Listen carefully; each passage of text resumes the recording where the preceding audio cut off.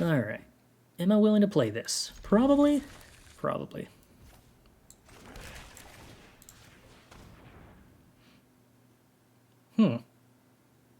Okay, well, I will take Behold the Multiverse and leave my opponent with Dovin's Veto.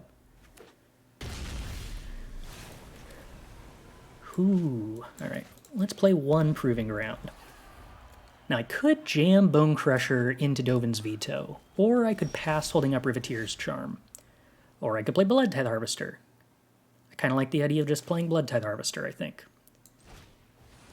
If my opponent has a Censor, I'm actually, like, happier with them censoring my Bloodtithe Harvester than cycling it in this position. Maybe the fact that I had Riveteers Charm meant that I should have played Proving Ground because I have a form of card advantage, but with Dovin's Veto in hand for the opponent, I think it's kind of likely my Riveteers Charm winds up countered at some point anyway. So it makes me more interested in having the insulation against flooding.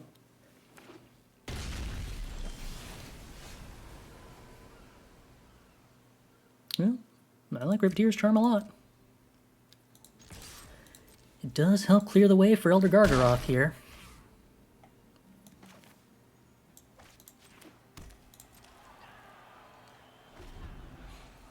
No answer for Bloodtithe Harvester for my opponent. Love to see it. Alright, time to take our gambles, and hope they don't have an answer for Gargaroth.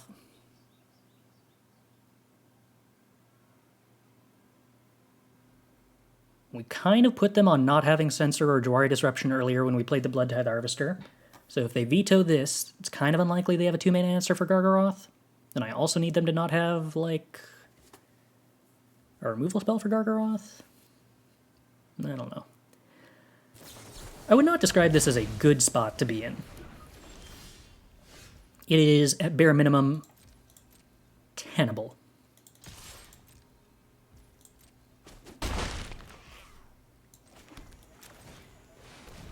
That's a bad sign.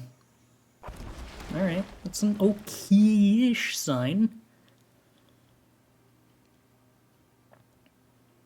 Teferi is definitely a card that would not be great for me, but because I have Bloodtithe Harvester, it's a little better than it could be. And now Torrential Gearhulk kind of just kills me.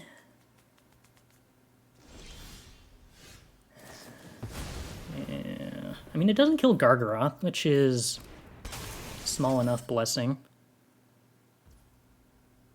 Makes me not, like, totally Hoserino'd.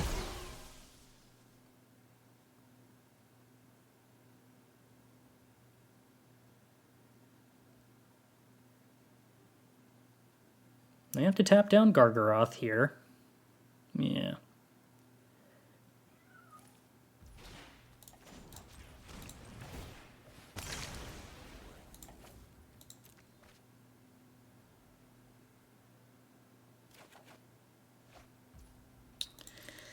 Not good. Not good.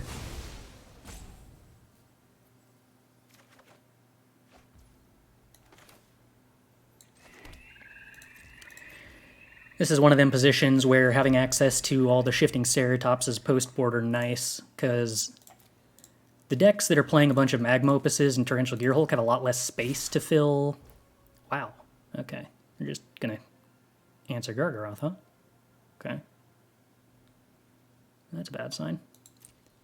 They have a lot less room for non-blue removal spells. Definitely is still some room, but there's less. Alright, so Teferi down ticks on Gargaroth. We stomp that.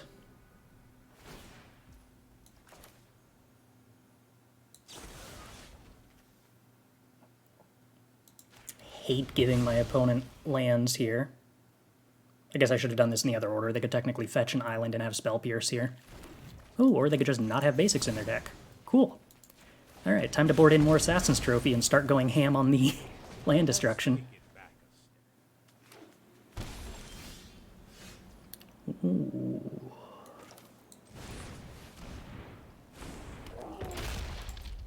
Alright, so we're still pretty far behind here.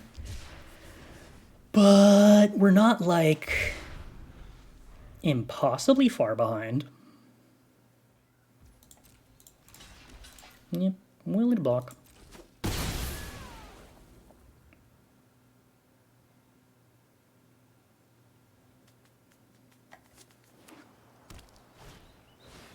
Teferi. Yeah, it hurts. Quite a bit. Cannot let the opponent have a Teferi. Main deck Aether Gust? Opponent, are you entirely sure? In the Greasefang dot format?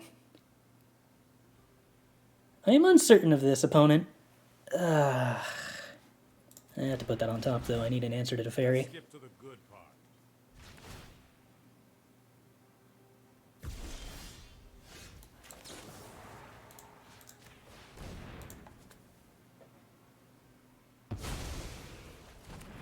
Alright. Well, I'm gonna need the opponent to whiff a lot of draws. Greasefang has been thoroughly hated out on Arena. I don't actually believe that. I think people just stopped playing, like, good Greasefang decks, is all.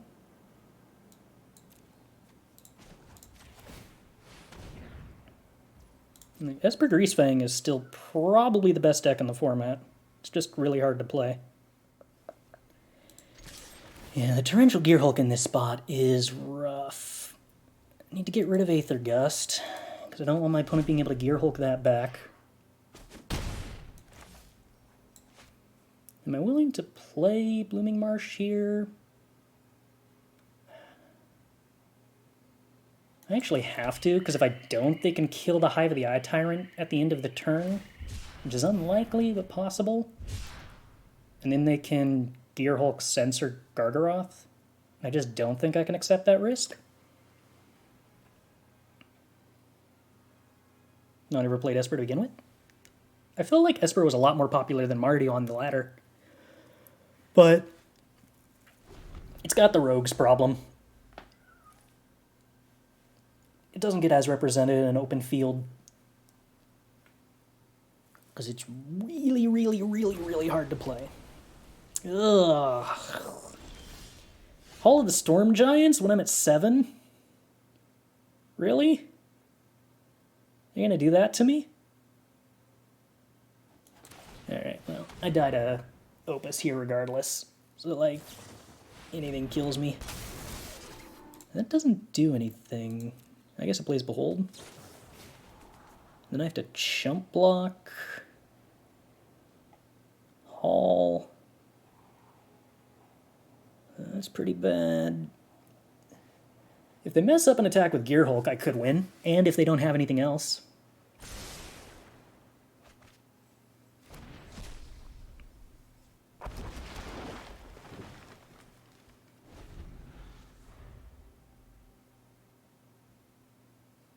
Still dead to Opus.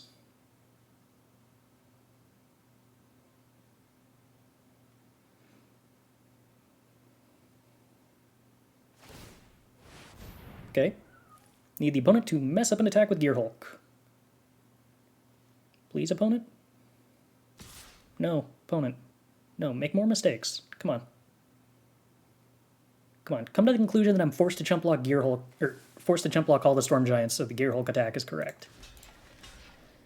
You know in your heart for this to be true. Kind of have to make the Beast token here so that I have another chump blocker for Hall. Forward animate Hive, attack. I can't really afford to draw a card here, can I?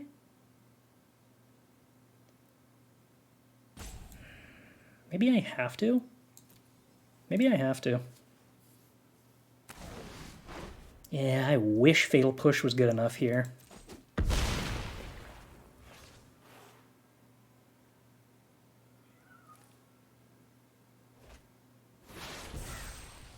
I might be saw it coming.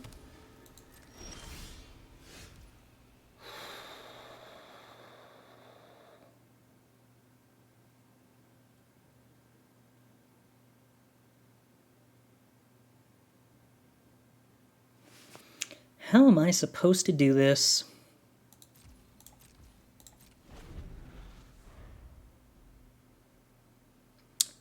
How do we pull this off?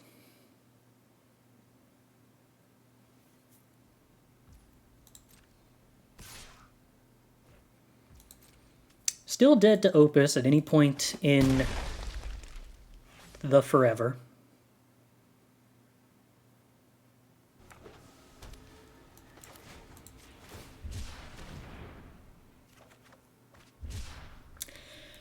Not a very good position for Thoughtseize.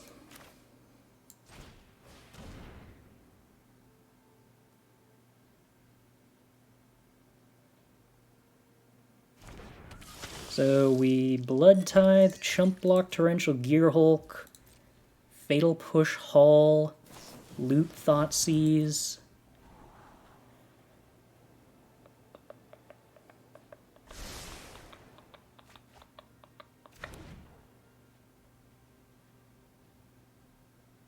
Still need the opponent to not have anything. Still not sure how we're doing 7 damage. If the opponent was like kind enough to lower their life total by like 1, I'd have a lot more potential. That's pretty bad. Okay, so now we need the opponent to not fire up Hall of the Storm Giant. Now we need them to not attack with everything?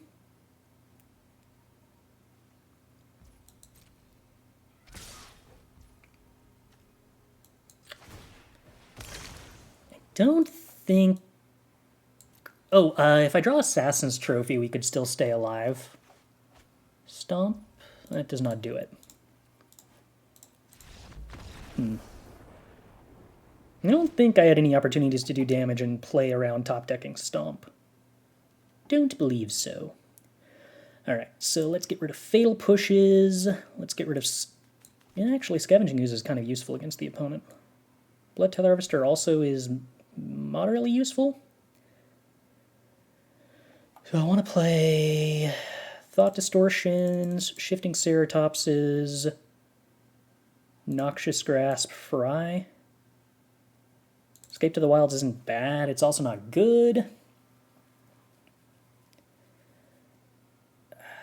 Elder Gargaroth is probably less appealing than lower cost things. Do I value Noxious Grasp and Fry less than Bloodtithe Harvester for the purposes of being aggressive? I actually value them less than Assassin's Trophy, given we saw that Assassin's Trophy is really good here.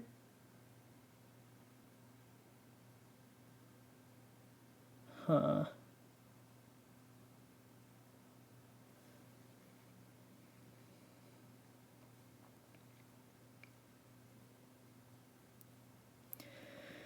What's the other cut here?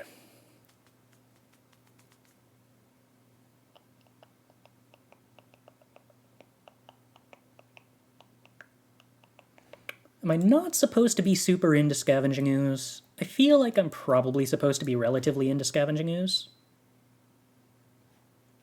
Maybe I'm not supposed to be super into Bloodtithe Harvester? That strikes me as probably correct. I think I prefer Giant to Bloodtithe Harvester. Probably? Maybe that's wrong. Okay. So this is going to be awkward if we don't draw our third land, but it's got a lot of gas if we do. I think I'm willing to take that risk. I can't get Bloodtithe Harvester to kill much, no, but it is a threat that costs 2 mana, and that is a fairly big deal. You come in on the third turn untapped, right? Right. Especially when I'm playing Riveteers Charm and Escape to the Wilds, there is value in playing low-cost threats. I'm running Fable of the Mirrorbreaker into a lot of removal spells here, but I think I'm okay with that. The alternative is playing Riveteers Charm, but I don't actually want to resolve card draw Riveteers Charm in this position anyway. Yep, Dovin's Veto's fine.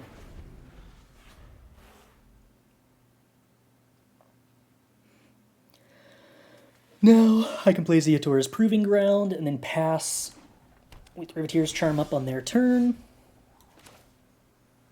I guess playing Blooming Marsh is probably better than playing Proving Ground, technically.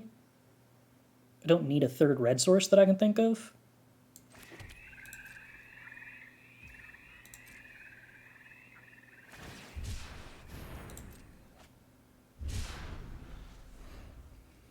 Would Go Blank be better than what?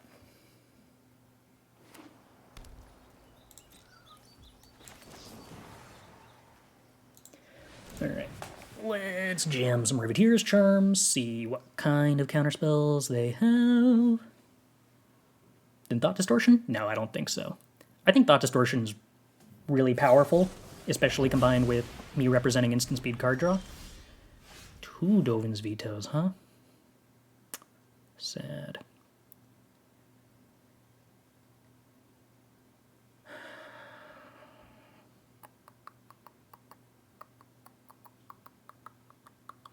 I don't really want to just jam Shifting Ceratops without a Planeswalker in play to kill. It's not where it's at its best. I could do the Riveteers Charm thing again, but I think I'd actually kind of like to try to resolve the Riveteers Charm at this point. Let's go ahead and try playing the Scavenging Ooze, and then I don't know whether I want to try to jam the Bloodtithe Harvester or activate Scavenging Ooze. Activating Scavenging Ooze is a pretty big deal if they're going to go cycle Magma Opus into Gear Hulk. So I think I'm probably just supposed to pass.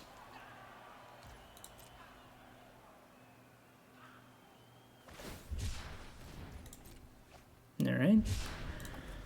That's not the scary sort of cycling. You have no creatures in that yard, no creatures in my yard. Let's go with... get rid of Veto, get rid of Veto. So they can't Torrential Gearhulk and counter my Riveteers Charm as easily.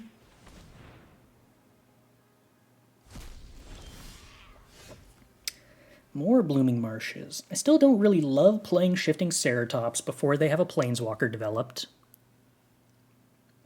I think it is at its best when it is countering a Planeswalker, or, well, killing a Planeswalker that's in play.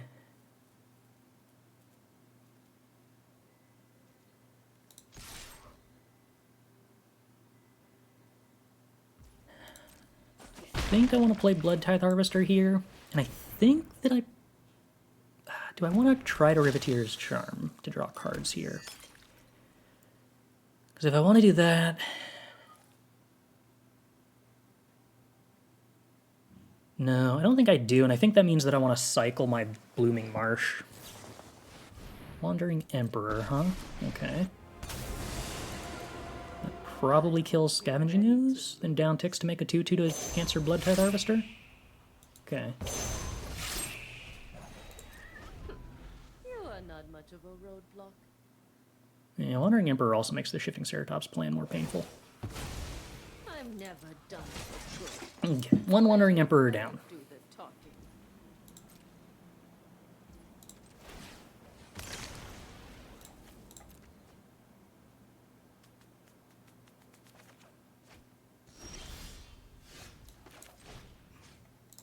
Okay, what does Thoughtseize find?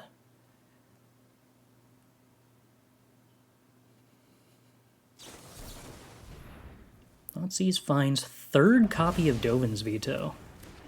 That's a little wild. Okay.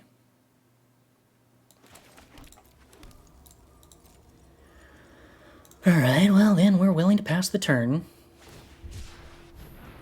Instep means that I could resolve Riveteers Charm here. I think that that is important enough for me to do.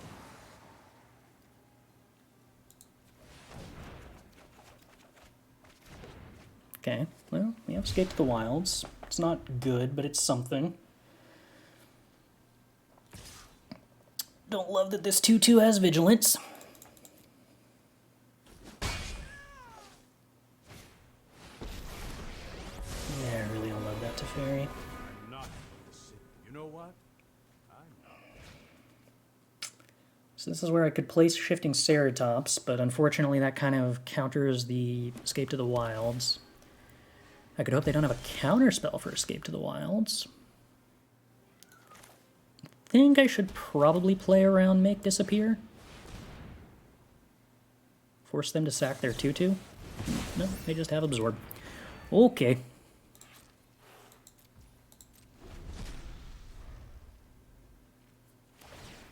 And now their Teferi's out of range of Ceratops.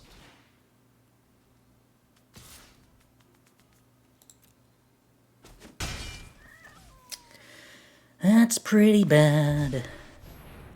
I have gotten rocked by the triple Dovin's vetoes.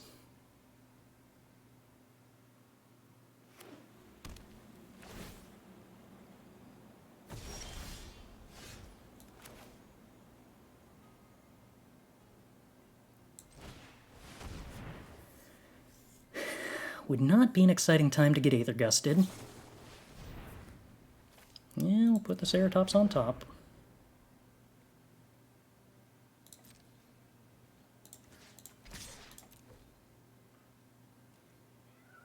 Guess I gotta kill that 2/2 at this point. It's not very appealing to play the Fable of the Mirrorbreaker at a timing where I have nothing to loot next turn, which makes me sort of interested in playing the Bloodtithe Harvester instead, but playing the Fable earlier also gets us to the point where we can flip Fable sooner. I don't think I'm supposed to be playing around the third Dovin's veto. I think I'm probably supposed to play Fable over Bloodtithe Harvester. I think I'm just supposed to try to get to the point where I can flip Fable sooner.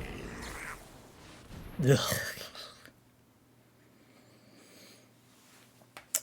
The beats don't stop coming, huh?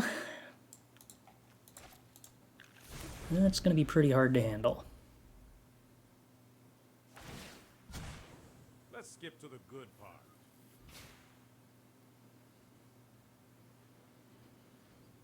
Would like to draw into Thought Distortion at some point. Yeah, Magma Opus does not stop me from playing Shifting Ceratops.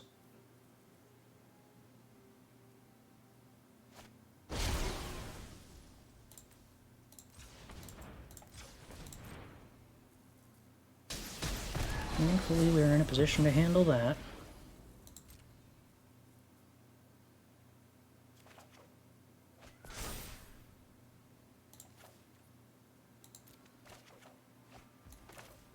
No, Auto-Tapper, that is not what I would like to do.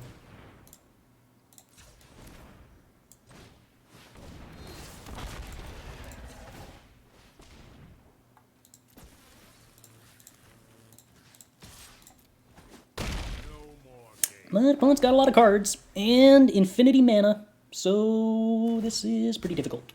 Keep up the pace.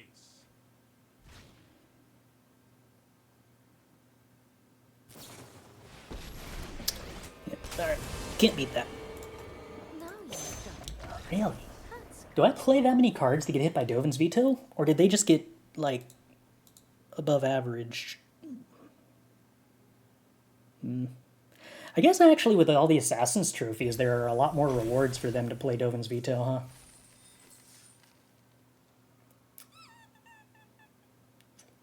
But I drew no Assassin's trophies, and I drew no Thought Distortions, and those are probably...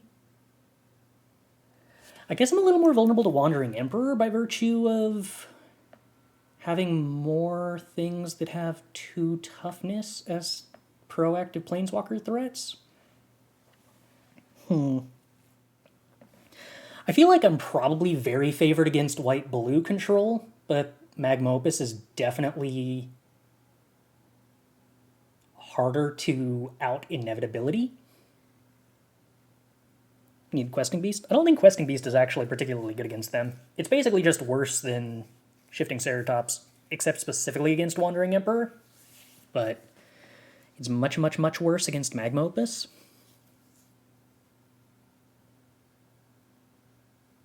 It's also a lot worse against your opponent just playing 5 mana Teferi.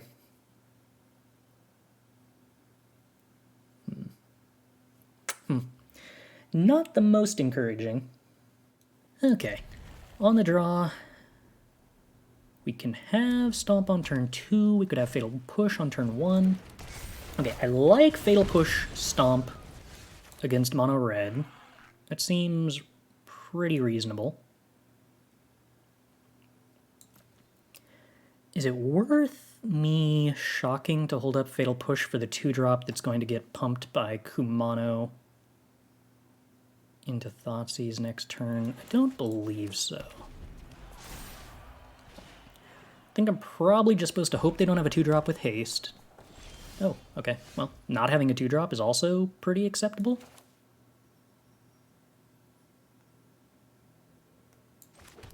I guess now I'm probably supposed to shock and then stomp? No, I don't think that I want to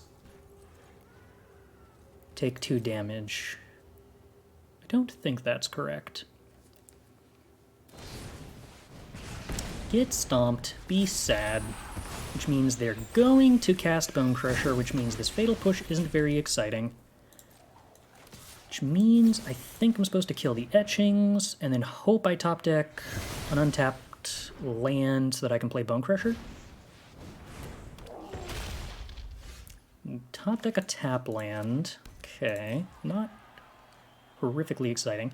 Now, I could Thoughtseize here, or I could just plan to Assassin's Trophy the Bonecrusher.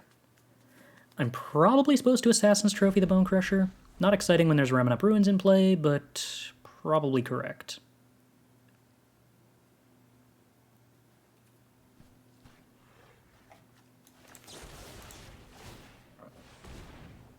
I guess Raid is technically a mechanic that incentivizes me for doing this before Bonecrusher attacks. I don't think there's any flash haste creatures they can play to punish me.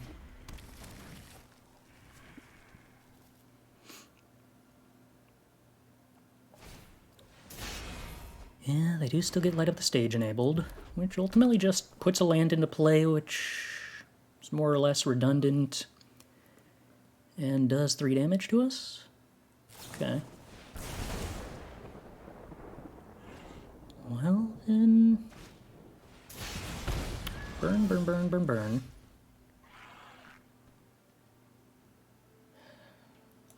I think I want to loot away this Thoughtseize here. Try to find Elder Gargaroth.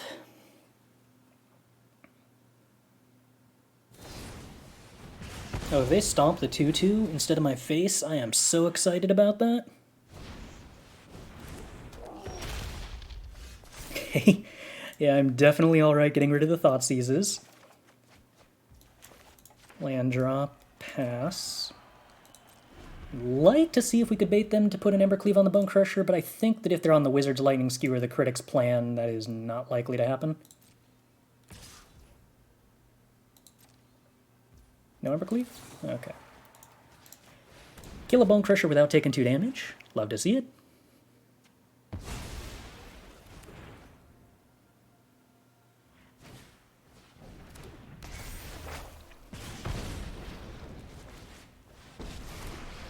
Chandra's not super exciting. If we draw an untap land, I can stomp something. Ooh, Fatal Push. Okay. Alright. Alright. You're what, 4 life? Okay. So how about no Planeswalker for the opponent, and then we hold up Fatal Push. I mean, our life total is iffy, but not miserable.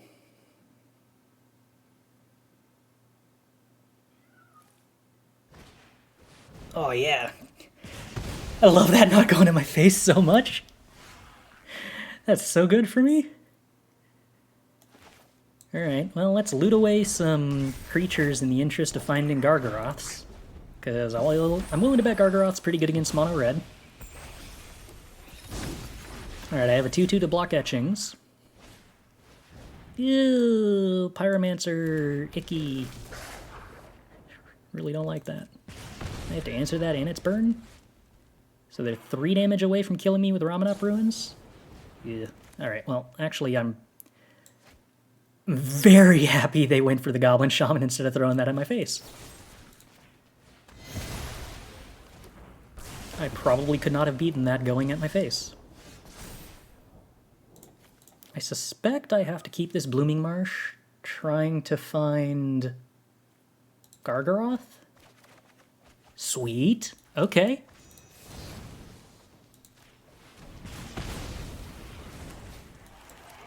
So you're saying there's a chance?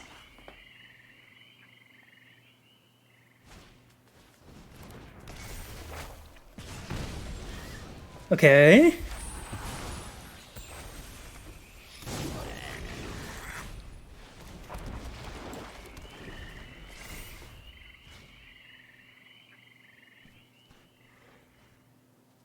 I don't think they can do it. I don't think they have enough mana.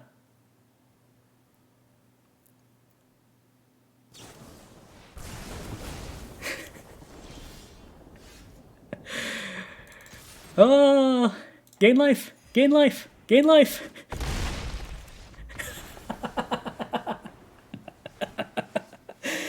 Oh.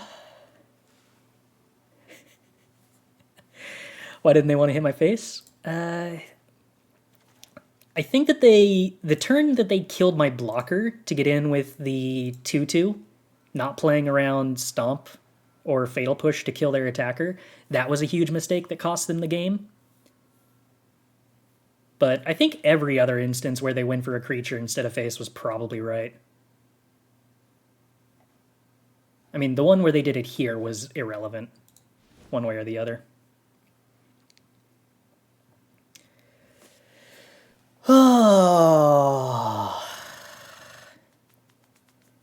What am I supposed to play here?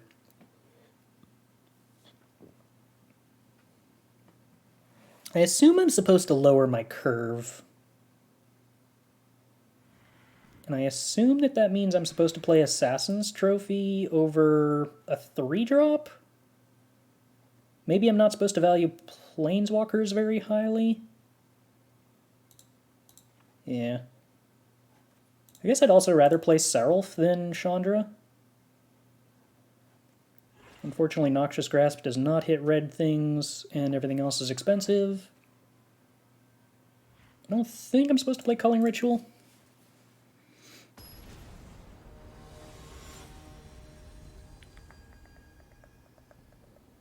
Thought Distortion and Escape. Why not cut Thoughtseize? Thoughtseize is a weird card against burn, specifically because it costs 2 life, but there are a lot of scenarios where mana efficiency is more important than how much advantage a card produces. And, like, this is the exact position where I'm pretty happy with Thoughtseize. I get to Thoughtseize my opponent's hand, and I'm probably going to get rid of a burn spell that does 3 damage, which is net gain of 1 life for me, even if the opponent doesn't have to spend mana. Though that said, I guess I'm actually going to get rid of 2 Chandras.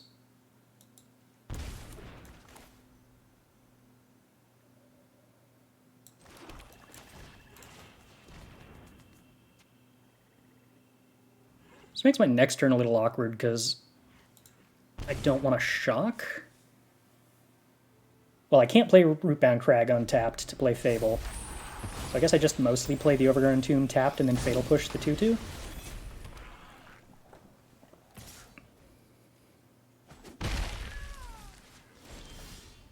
Thoughtseize has functionally gained life here. I mean, that is a pretty big deal. We are very happy about that. Which of these is the best to play? It's probably Blood Crypt. Opponent has Den, which is a little awkward. Play with fire and not the Wizard's Lightning here. I don't know how to feel about that. Card on top. Yeah, a little dicey.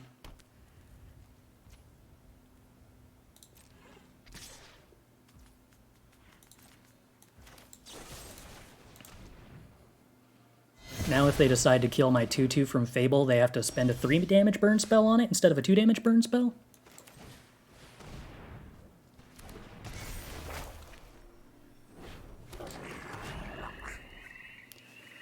Believe it would be incorrect of them to kill a creature here. No, alright, well, they can still just play with fire.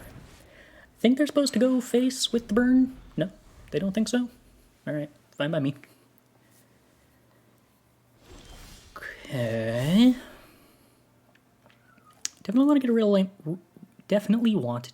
a land. I think I'm probably supposed to get rid of the Fable beyond that. Oh, that's very good. Okay. Because I think I'm just supposed to be, like, turbo drawing to Gargaroth where possible.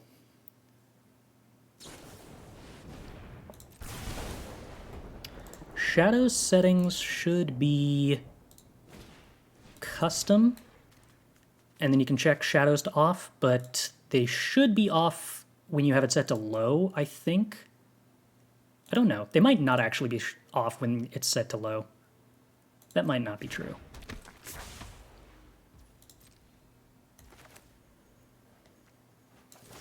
Alright, let's exile the top 3 cards. Oh, Gargaroths. Loving it. Oh, alright, we're done. Plan turbo draw to Gargaroth was in fact successful.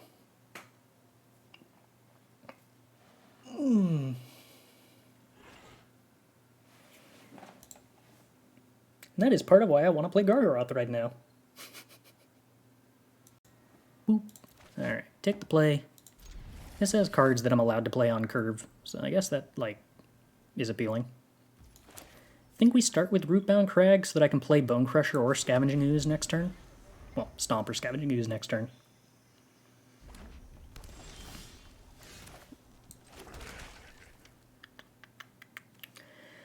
Oh, mono red opponent, mono red opponent, mono red opponent. If I play Scavenging Ooze, are you gonna kill it?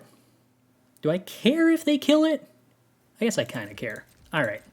Do I even believe my opponent's actually on mono red, given they didn't have a 1-drop? Maybe. Maybe we can feel it. Burning Tree Emissary into Burning Tree Emissary. Alright. Opponent's got a scary start. Into Runaway Steamkin. Yowzers. Alright, no Runaway Steamkins allowed.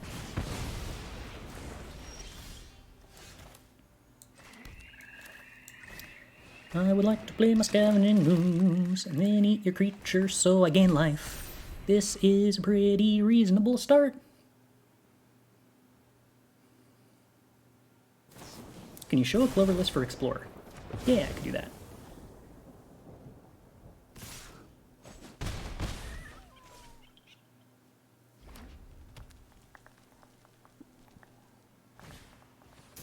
Light up the stage.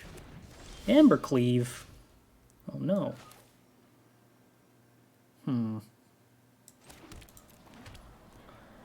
Land.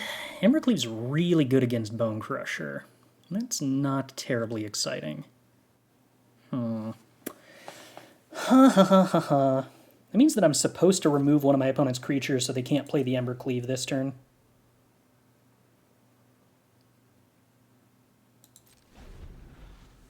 Rather than just play the Bonecrusher and get beat up by the Embercleave.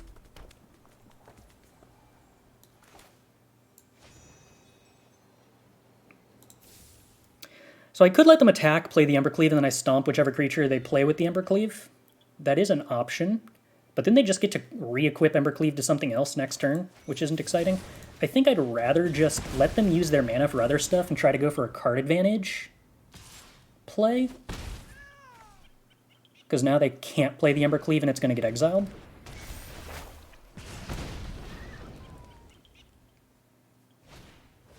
Anax. Nasty. Oh, dear me. Okay, so I can't win if my opponent has Embercleave if I play Bonecrusher. If I play Riveteers Charm, kill Anax, then Gargaroth next turn, I'm probably fine. I'm probably fine. Yeah. I think that since I'm so close to hitting an untapped land to play the Gargaroth, I think I'm supposed to dirtle here. Since they were kind enough to play the tap land, I'm going to continue playing around Embercleave. Don't really want them putting it on the Burning Tree Emissary and doing more points of damage to me.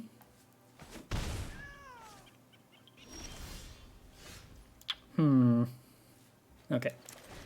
Well, we're definitely playing Fable. Would like to maximize our chances of hitting a land next turn, which might mean not actually blocking with this 2-2. I'm probably still supposed to block with the 2-2 and just hope that I get there off the 3 draw steps.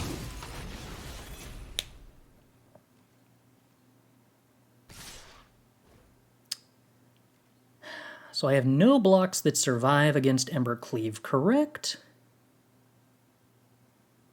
Block etchings is 6, 8.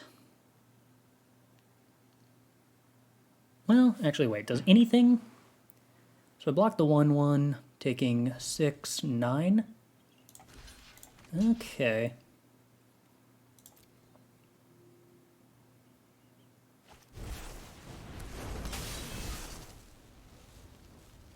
I mean, life's definitely pretty awkward, but still have a lot of draw steps to find land naturally.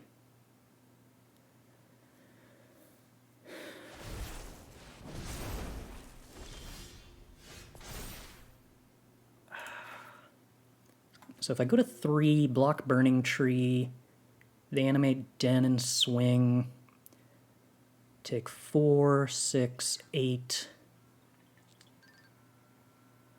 Ah, shoot. I can't actually live even if I don't shock Blood Crypt right now. Harsh. So if I hit removal spell plus play Bonecrusher then, I don't think a second Gargaroth helps me. I think I need to hit like Fatal Push. So I can Fatal Push Burning Tree and play Bonecrusher. But that will not do it. Well,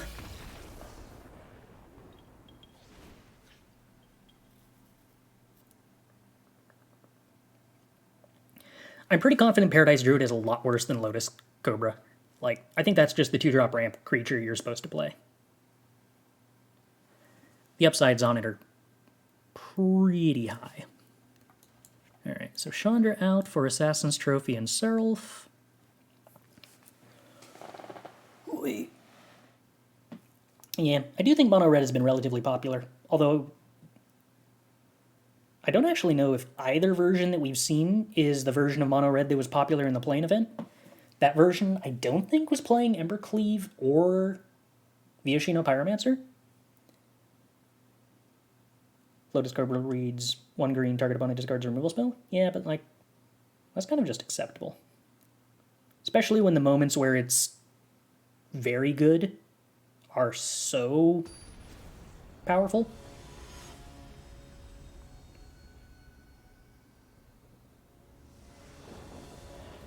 Like, if your opponent is slowing down their tempo to answer your 2-drop when you're playing adventures, that is playing into the pace of the game that you want anyway. It's the linear decks that you want to improve your game with adventures against. And I think Lotus Cobra is the best 2-drop against linear decks that are kind of trying to play 2 ships in the night magic.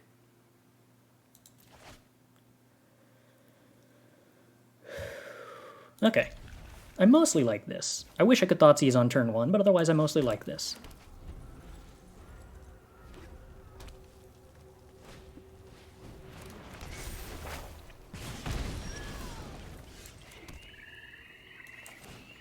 Don't think it's worth holding up Stomp against the Kumano draw. We already go over the top of everything in the format, but not against the linear decks. Yeah, Burning Tree 3/3, but hopefully that gives us something else to stomp. We do need to draw a land here or we're in trouble. Would not mind playing Seraph. Okay. Well, land Stomp Steamkin is pretty alright. Do not hate this.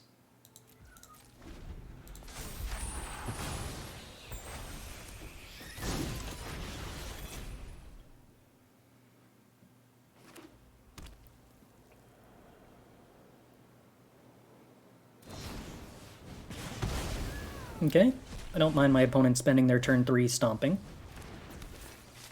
Rabbit Battery's moderately annoying. Now we just want to draw lands. Perfect, perfect, perfect. Okay, now I can play Fable and be way more likely to Elder Gargaroth. If they Embercleave me here, then they're putting on Burning Tree. It's 8, 10, 11. So I'm not dead, but I am probably dead the following turn. If I play Fable and block Rabbit Battery, if they put Embercleave on Rabbit Battery, they do 5-7. That might be acceptable. If I play Seraph and block Rabbit Battery,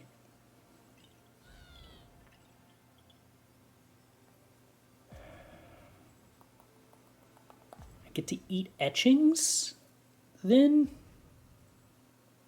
I think I'm supposed to go for Fable into Elder Gargaroth. I hope to hit the untap land. I think that's the move. For some dumb reason, I'm getting a network error on my stream. Huh. I guess me, like, saying something out loud isn't really going to be an answer to that issue then, huh? I don't know what that would be, though. Reconfigure on etchings. Okay, okay. Alright, Fatal Push, not bad. I think I'm okay discarding Seraph here, since I can always play Bonecrusher instead anyway. We did draw a land, it was untapped, but I think Fatal Push makes that okay.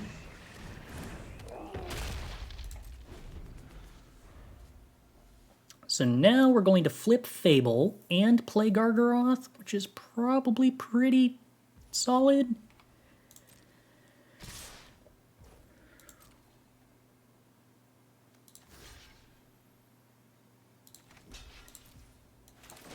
I believe I'm supposed to push etchings because that stops these creatures from getting exiled, which matters if I draw Scavenging Ooze at some point. Push is cool. Getting a 2/2 blocker is cool. Elder Gargaroth is cool. I think it's pretty difficult for them to kill Elder Gargaroth here. Not with this amount of mana, but they have a lot of cards in hand, which is scary. If they hit an untap land, they represent Embercleave, which is pretty scary. If they double block Gargaroth, I can Fatal Push, which makes the question, do I want to activate Reflection targeting Gargaroth here? Probably not. Would probably rather do that on the backswing. I believe I'm supposed to play around burn spells. Opponent doesn't block. I think you have to double block. Well, I guess you lose both Bonecrushers if you double block there.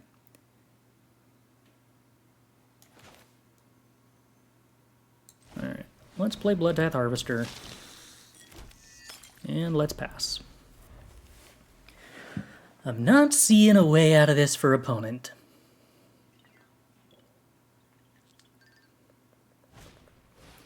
Do I think that it's correct to not play Fervent Champions in a mono red list? I do not have enough experience playing mono red or knowing its matchups right now to have, like, any ability to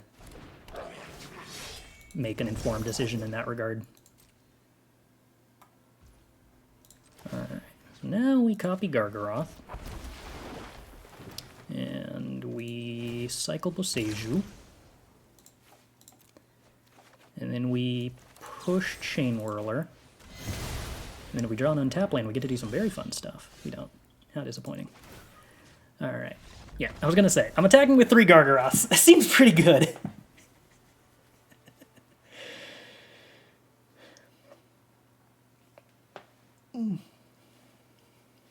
Put a blood token to the Harvester into pushing a Crusher as well. Yeah, I could have, but I think getting rid of a land is fine there too, because then I get to play the Bloodtithe Harvester post-combat, which is, you know, at the very minimum a blocker. I feel like you have to do the bluff attack into the Gargaroth. I don't know that that's even bluffing anything though, really, because like, I still just make a copy of Gargaroth and block both of the attackers, and there's literally nothing they could have that punishes me for that. Like, they could have an Embercleave to trade off their entire board for a Gargaroth, and I'm getting 2 Gargaroth triggers, and I would still get to blow that out with the Fatal Push. Turn the Kiki had flipped. Oh, as in, like, calling my bluff on the attack and double blocking and trading both Bonecrushers with the Gargaroth? Yeah. I think I agree. I think that's just what they have to do. Alright, so this hand is going to be pretty painful. There are a lot of ways this goes very wrong. I think I have to shock here, which is sad.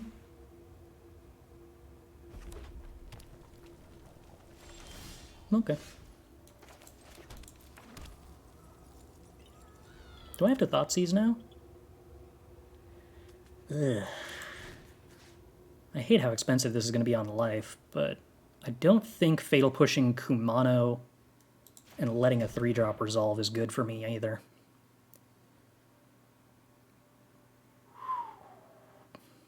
Huh. Okay, well this could be worse. Just take the Annex, let them Lightning Strike me. A Crow in War as an answer to Bloodtithe Harvester is pretty cute.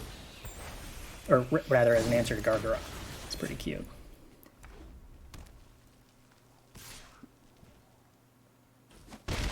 Alright, alright. Well, this could definitely be worse.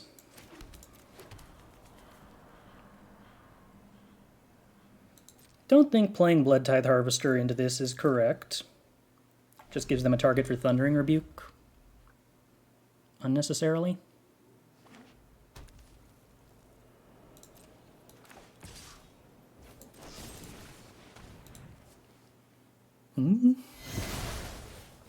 Alright. Alright.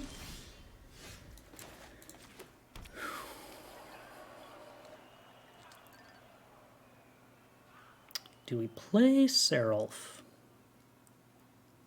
It's either that or Bloodtithe Harvester. I think I would rather play Seraph because it lets me be more mana efficient in the future.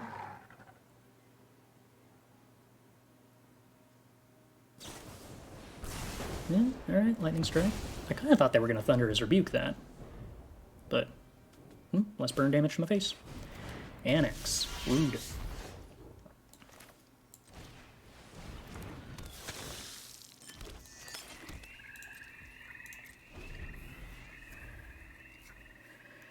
Alright, so they have to a Crow in War, my Bloodtithe Harvester. Sure. They attack with Annex.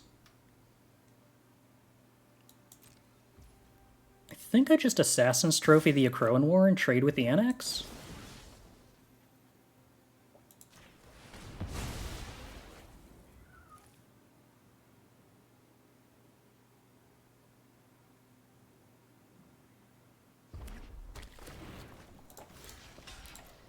Then I play the Bloodtithe Harvester to try to get the Thundering Rebuke out of their hand. Or we just play Elder Gargaroth. That seems pretty good too.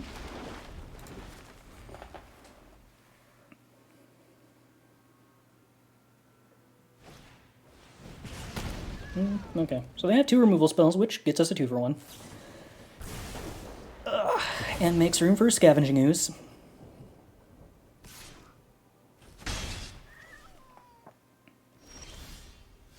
Or makes room for playing more Elder Gargaroths. It's almost like Elder Gargaroth's pretty good against mono red.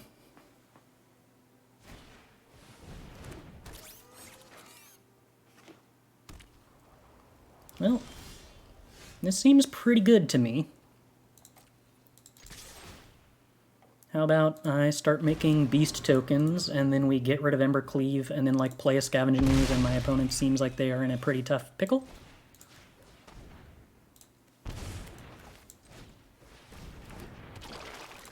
This does not seem easy for the opponent. Shocked to find the aggro killer kills aggro. Yeah. Yeah. I mean, it's not like we're playing Lovestruck Beasts, so it's not as good as Teamer Adventures used to be against mono red. Like, eat your Annex. Oh, now we concede. Yeah, another Crow in War would be pretty sad. But I guess the Assassin's Trophies against mono red bringing in a Crow in War, surprisingly stellar. I did not really think of that as a vulnerability that we would get to take advantage, or that we would get to shore up, but we definitely did. Llanowar Elves. That's not a very exciting card to Assassin's Trophy.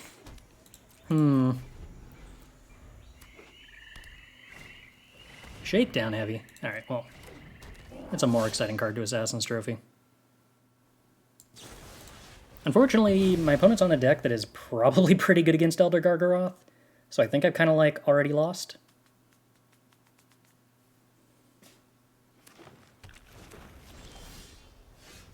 Am I supposed to Riveteers Charm to, like, draw cards rather than Thoughtseize here? I guess I have Boseiju. I think I'm supposed to be as mana efficient as possible and just Riveteers Charm to kill whatever they play next and then Thoughtseize. Yuck. Scavenging Ooze is like the least impressive card that I super don't care about that I still have to kill. Oh. Mega yuck. Alright, well, now I'd rather draw cards and just hope to hit like a bunch of fatal pushes.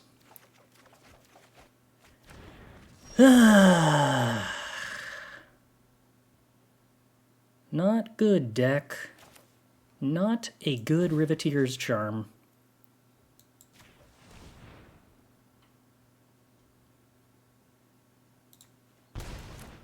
Alright. Well, if my opponent's not going to be able to do anything meaningful other than, like, grow one Scavenging Ooze, at least this is still sort of working.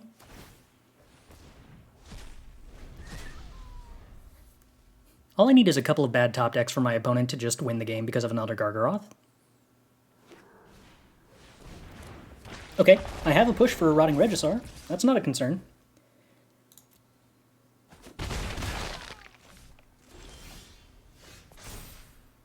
Do I want to discard any of this? I think the answer to that's no. I think I want all of these.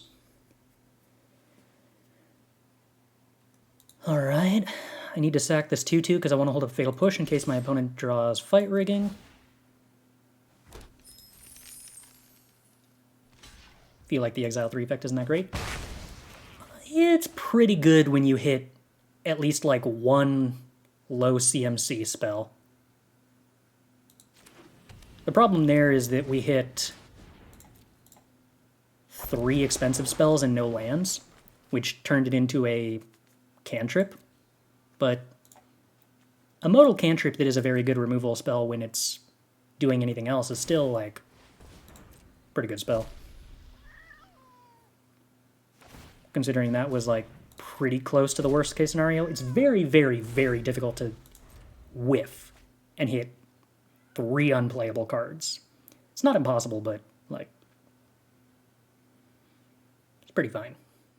Yeah, it's definitely not as good as Showdown in Runes, but I think that it's still pretty close to playable. It's like, there's a lot of times where it just kills a Planeswalker or kills Greasefang before they combo off on you, and that's, like, pretty stellar. How many creatures we got in graveyards? 1. Sweet. Okay. Well, I think we have successfully won, which is, to be entirely honest, a little bit surprising. So depending on how they block here, I have Riveteers Charm to kill the Rotting Regisaur, and then Stomp to kill the Scavenging Ooze that they don't pump. And then I just wipe their board, which is pretty cool. Yep.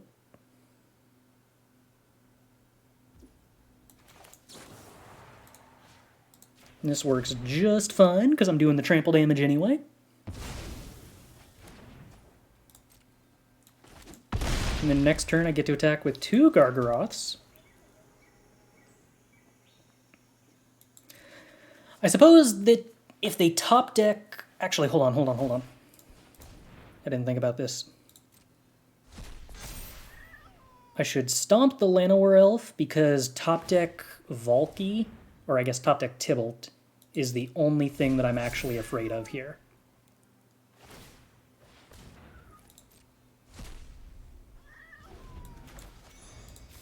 And if I stomp the Llanowar Elf, they do not have enough mana to cast Tibalt.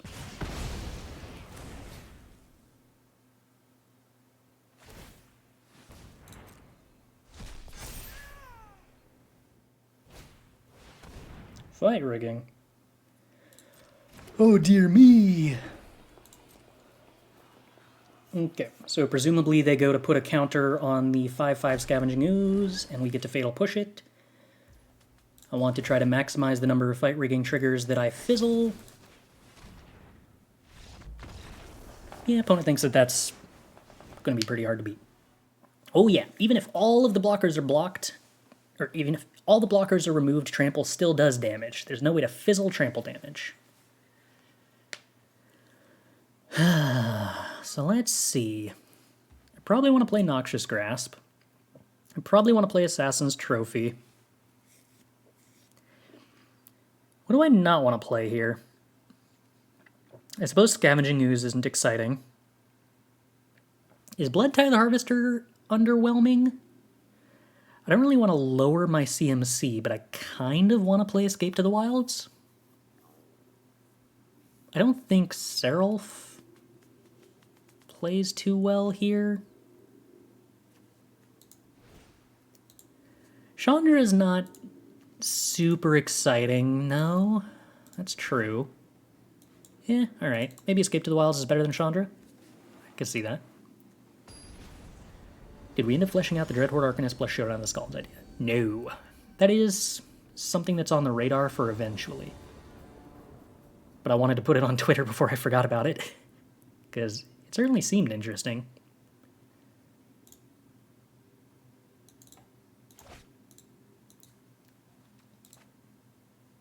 Alright.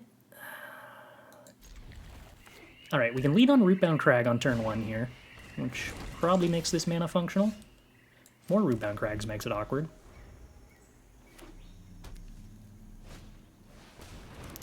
Chandra can't actually kill most of their 3-drops. The vast majority of 3-drops in their deck are fully Chandra immune. Bloodtithe Harvester lines up relatively well against both of these 2-drops, provided they don't play fight rigging.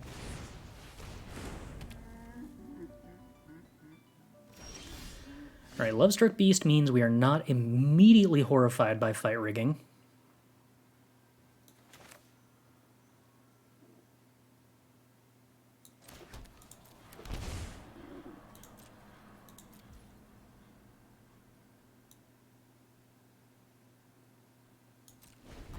Believe I'm probably just going to Riveteers Charm the Lovestruck Beast.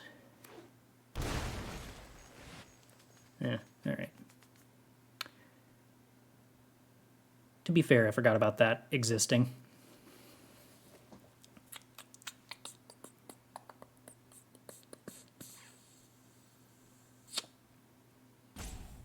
I had Boseiju for that, which I'm not super excited about.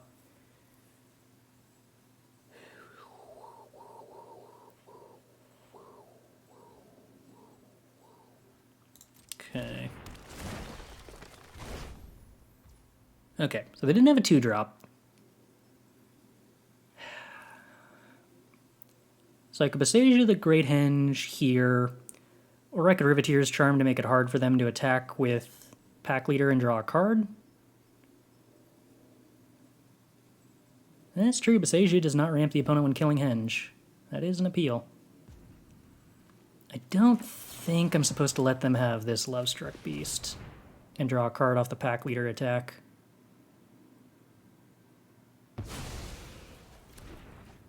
Riveteers Charm doesn't restrict card draw in any way here.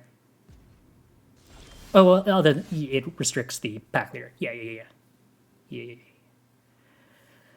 Okay, so you only get discounted by legendary creatures. And Fable of the Mirror isn't legendary anyway. So it's not helpful. Letting my opponent untap with a Great Henge sounds like a bad time. I think I'm supposed to do this now, because I don't want the opponent to be able to float Great Henge mana on their turn and then activate Pack Leader with that floating mana. And I think that I'm going to attempt to cycle away Fable of the Mirror, looking for a land to play Gargaroth and hoping that gets me somewhere. Okay, this is like so incredibly unscary. So do I just kill the 1/1 and accept the value? Or do I take the trade on Pack Leader? I feel like I probably take the trade on Pack Leader.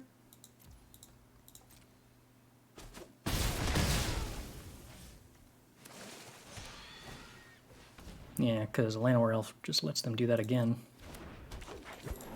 Okay. Wow, that says so much about their hand being weak, but also says a lot about them having a removal spell for Gargaroth.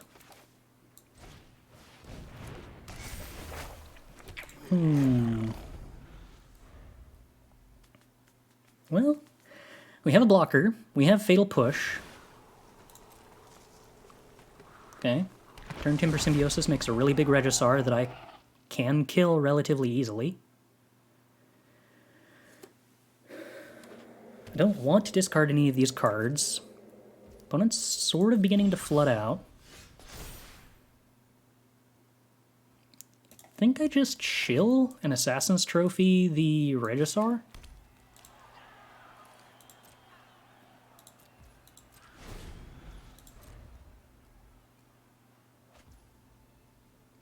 Do I let them draw a card?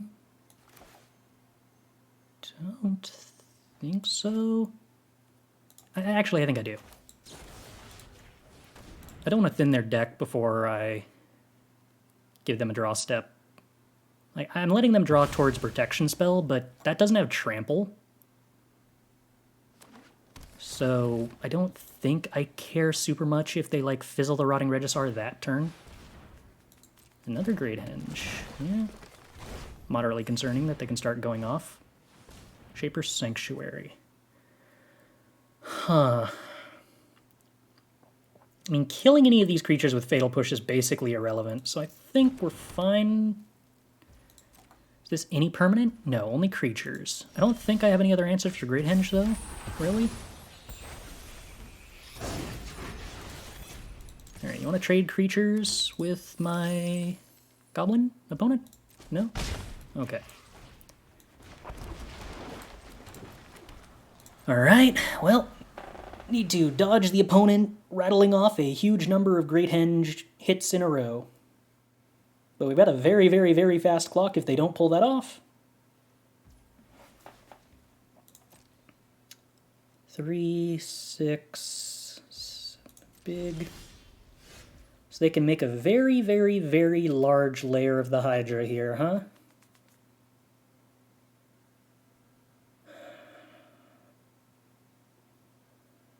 I could just pass the turn.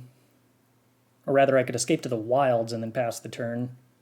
And just make another Gargaroth on their turn. I could also let them draw with Shaper's Sanctuary by Fatal Pushing the layer of the Hydra.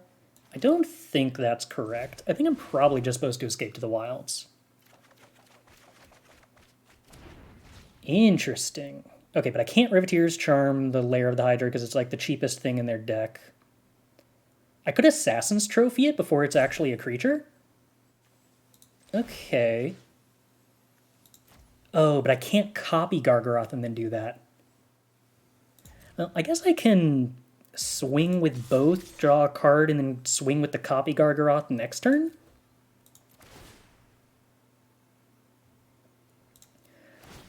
Problem being, if I copy Gargaroth, they can animate Lair of the Hydra before I get the treasure. And then I can't Assassin's Trophy before they draw a card with Shaper's Sanctuary. Just drew 5 cards while I were drawing a card. Because I actually haven't made a land drop yet. And being able to make a land drop would make me able to cast Thoughtseize.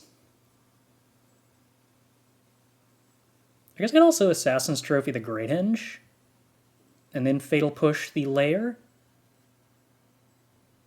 Oh, maybe that's actually better?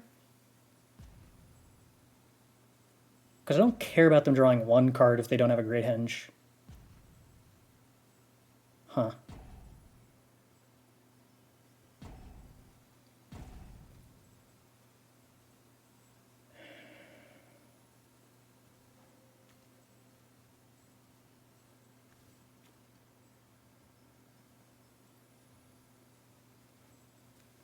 don't think I want to do that, because then I don't get to copy the Gargaroth on their turn. And I think having a faster clock is probably better than destroying the Great Henge. But to be entirely honest, that is a very specific, very weird scenario.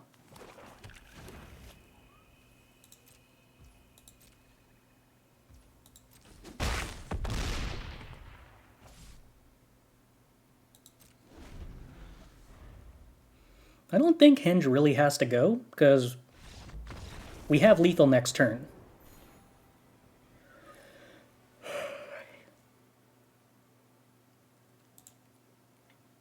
But we don't have lethal next turn if I don't copy Gargaroth. Yeah, I'm not entirely certain. I mean, the fact that by doing it this way, they have to get so many... I guess if they hit it like a Noxious Grasp for my Elder Gargaroth here, I'd be in trouble. They have to string a lot of creatures with Great Henge, right? Because I have Fatal Push and Riveteers Charm and 2 Stomps. Actually, maybe only 1 Stomp if I don't hit a land drop. And then they're at 15, and I'm attacking with a 2/2 and 3 Gargaroths.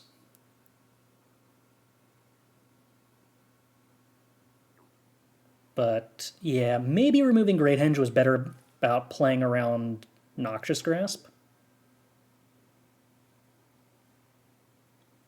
Yeah, I don't know. There's a very strong possibility that it's better to just kill Great Henge there and not try to go for lethal, and just assume that we are massively favored in any position where they don't have the Great Henge. Because then I've got backup Elder Gargaroths to play around Noxious Grasp more slowly anyway. It might be a different story if they had a red source, because then I'd have to be concerned about them playing a Tibalt off the top. And Tibalt down-ticking on Gargaroth is something that might be hard for me to beat. But they don't have the red source, so that's less of a concern. Opponent could have done X = 7 responded trophy by activating again. That doesn't actually do anything, because if they activate again, or rather, Shaper Sanctuary triggers when you cast a spell targeting a creature, regardless of how they activate Lair of the Hydra. I am always casting the Assassin's Trophy targeting a land. So they're never going to get a Shaper Sanctuary trigger out of it. They could, like, fizzle Assassin's Trophy if it didn't target creatures for whatever reason, but not the case.